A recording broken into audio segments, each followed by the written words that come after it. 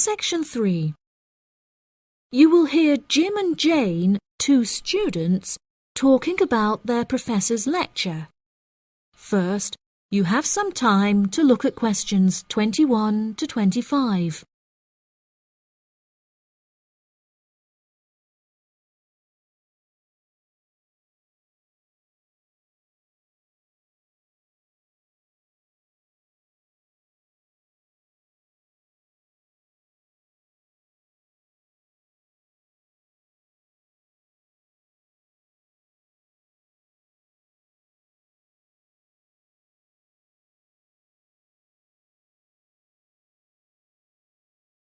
Now listen carefully and answer questions 21 to 25.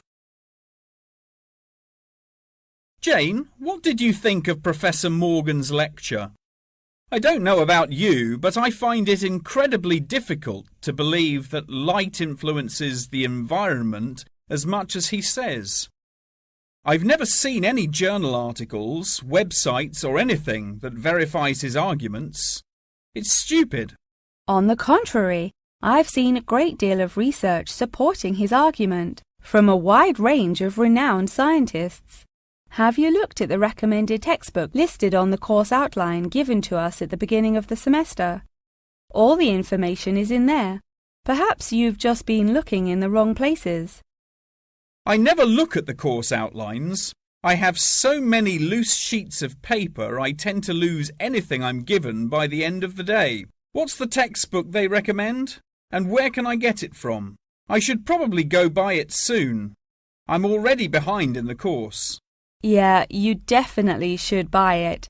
And our grades are more important this year.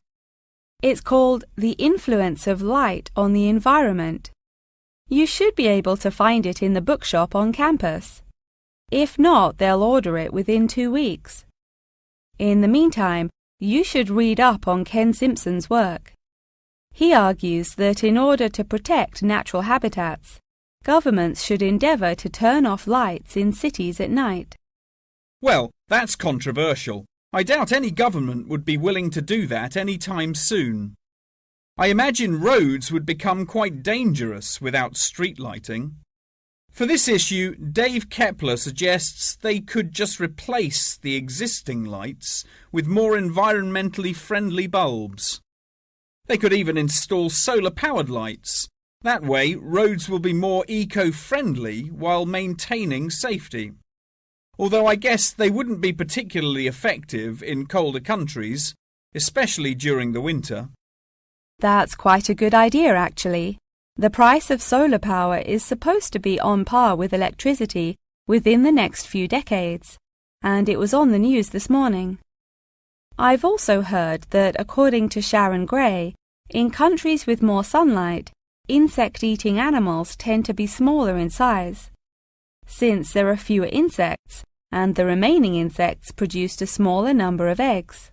Yeah, I think I read somewhere that sunlight also has a negative effect on the quality of water, but I'm not sure I believe it. In many hot countries, particularly developing countries, there is a lot of water pollution caused by factories rather than sunlight. Nevertheless, Maria Jackson says that in direct sunlight, the surface of the water becomes more translucent. Therefore, it affects the amount of sunlight that aquatic insects can absorb. Not much research has been undertaken to prove Jackson's theory, but it seems to have been widely accepted anyway. I've never heard of that. I'll have to look it up on Google. The only other theory I've studied is Barbara Swallow's study on how declined insect population adversely affects the frog population.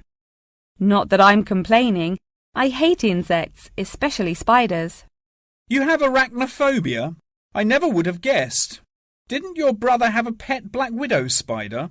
Yes, he did, and I hated it. It escaped from its cage once, and we never found it. I had nightmares for months. Before you hear the rest of the conversation, you have some time to look at questions 26 to 30.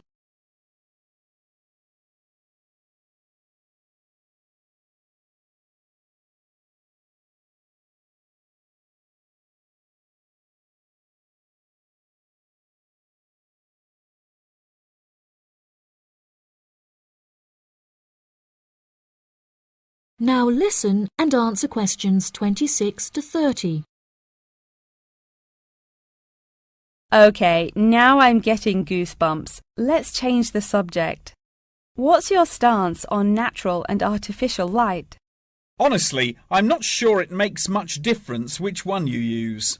Species will die out either way. I think the real argument we should consider is global warming and protection or replacement of finite fuels. Solar power provides us with an incredible opportunity to replace electricity, and governments should definitely increase spending on research in this field. The theories discussed in our lectures, like Simpson's and Gray's, are so vague and lack proof, so I don't understand why we even study them.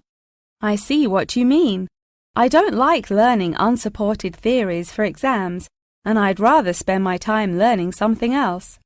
For example, I'd be much more interested in studying the animals in safari parks than researching migratory birds, particularly the effect of tourists on the quality of life of animals. As we know, every year thousands of visitors will drive in their own vehicles or ride in vehicles provided by the facility to observe freely roaming animals. Yeah, that would be really interesting. Especially those animals living in more tropical countries like Borneo.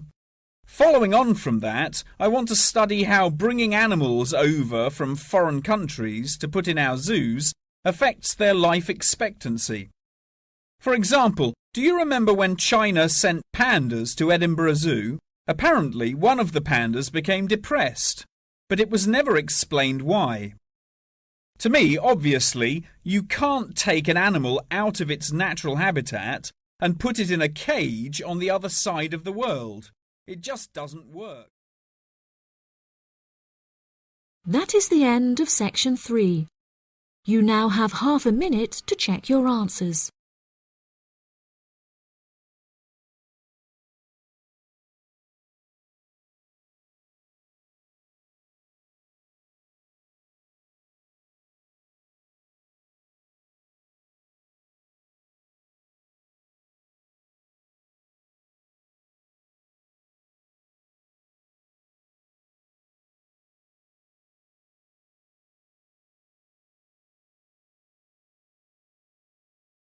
Now turn to section 4.